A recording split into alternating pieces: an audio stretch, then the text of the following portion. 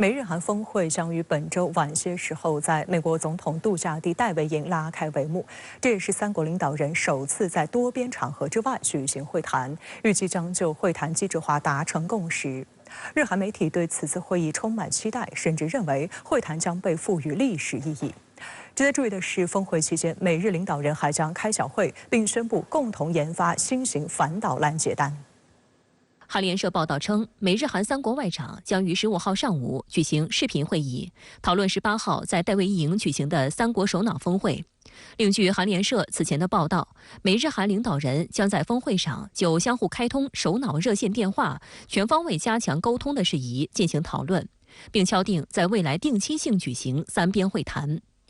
日本经济新闻则披露，定期会谈也可能在其他国际会议举行期间择机召开，而且不以轮流担任东道主的方式进行。开会方式将会更为灵活，意味着此次会谈被赋予了历史意义，即实现美日美韩两个同盟一体化，结成不会倒退、牢不可破的机制。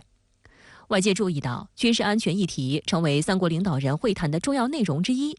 美国驻日大使伊曼纽尔就透露，会后美日韩领导人将宣布三国战略合作关系进入新阶段的戴维营原则，并指明更多具体合作领域的联合声明，包含启动日本自卫队、美军和韩国军队定期联合军演的新框架的方针，还将就加强机密情报共享、网络领域合作、经济安全合作等达成协议。 美国和日本呢，它是一个军事同盟；美国和韩国也是军事同盟。但是美国现在要拉着它在东北亚的2个军事盟国来为美国的这个亚太战略服务的时候，就有一个问题，因为这个日本和韩国之间它是存在着历史这个遗留的一些问题，还有呢就是像这个现实的岛屿主权争端，还有在军事能力发展上的一些相互的防范，所以在这样一种情况下，美国它要通过就是撮合这2个就是东北亚国家的关系，来使他们进一步的弥合矛盾，来为美国的利益服务。所以呢，这次的就是戴维营的这个会议呢，有这样的意图。就在此次三国首脑峰会前夕，美日被曝正在酝酿军事合作新动作。 据日本读卖新闻报道，两国政府确定了在10年内共同研发针对高超音速武器的新型拦截导弹的方针。而在戴维营峰会期间，日本首相岸田文雄将就此与美国总统拜登举行单独会谈，共同研发新型反导拦截弹，预计将作为公报内容的一部分对外公开。实际上，在今年6月。 日本防卫大臣冰田敬一在与访日的美国防长奥斯汀会谈后举行的联合记者会上表示，日美计划继续加强两国联盟的威慑力和反应能力，包括讨论联合开发拦截高超音速武器系统的可能性。深圳卫视注意到，美日搞军事合作升级，却又老调重弹，声称此举是为对抗中国、俄罗斯、朝鲜推进研发的高超音速武器。 读卖新闻煞有介事地报道称，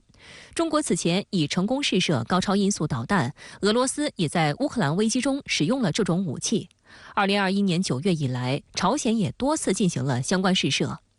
按照日方的说法，防卫省目前正努力提升陆上自卫队03式中程地空导弹的性能。 搭载于海上自卫队宙斯盾舰的新型导弹标准6，虽然也有一定拦截能力，但这些拦截导弹均为末段拦截，因此迫切需要拥有能够在更远距离实施拦截的手段。因为就是美国呢是以就是中国呀、俄罗斯还有朝鲜呢研发一些先进的武器装备，特别是高超音速武器装备呢，来渲染，就是这是一种威胁这样的话呢，就是利用日本，但日本呢，它要借着就是美国利用它这个机会来拓展自己独立研发和制造的能力，因为毕竟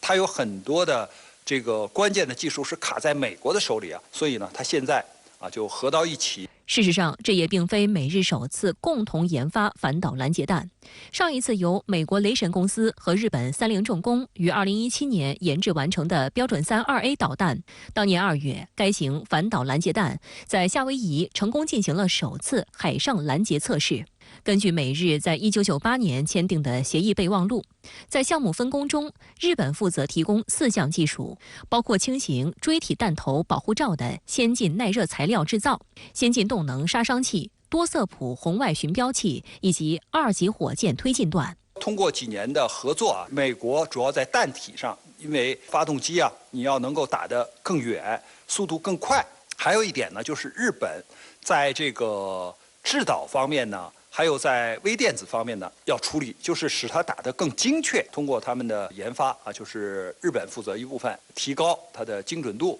美国呢，提高它的这个射程速度啊。这方面的合作呢，应该说成功了。现在这些弹呢，既装备在美国的啊，就是伯克级的这种导弹驱逐舰上，也给了日本的啊，就是金刚级啊、爱宕级啊这样的导弹驱逐舰，也是万吨的，也有这样的拦截能力。这样的话，就是美国还可以利用日本的军舰在海上，就太平洋方向，为它啊，就是增加一些盾牌或者防御的手段措施。但美日对当下的反导合作仍不满足。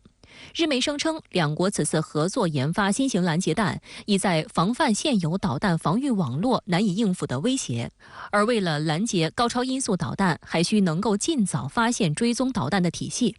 美国正在推进建立由多颗小型卫星组成的卫星星座，日本防卫省考虑与美国共享卫星网络。值得警惕的是，以新型反导拦截弹合作等为标志，美日进一步加速军事捆绑，朝着军事一体化方向狂奔。日本经济新闻近日透露，美国政府和国会已经开始讨论修改驻日美军的调动运用体制。有方案建议，就部队运用和行动计划，在日本设置负责与日本自卫队磨合的协调机构，建立起战事发生之际统一调动美日部队的体制。美媒则毫不避讳声称，此举正是为了应对所谓台海有事情态。但有观察指出，不断升级军事合作，美日两国实际上各怀鬼胎。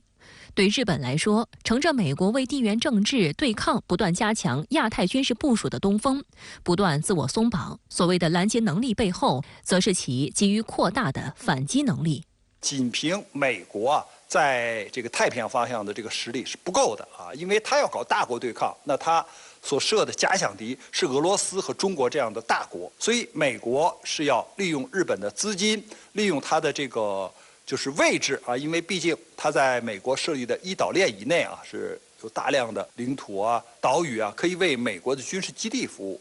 那么另一方面呢，就是日本现在美国要利用它呀，所以呢，它就可以借机发展自己的军事能力，自卫队啊这种进攻性的武器不断的增加，比如说航空母舰呐，比如说万吨级的导弹驱逐舰呐，比如说最大型的常规潜艇啊，还有比如说射程更远的这些导弹呢，日本现在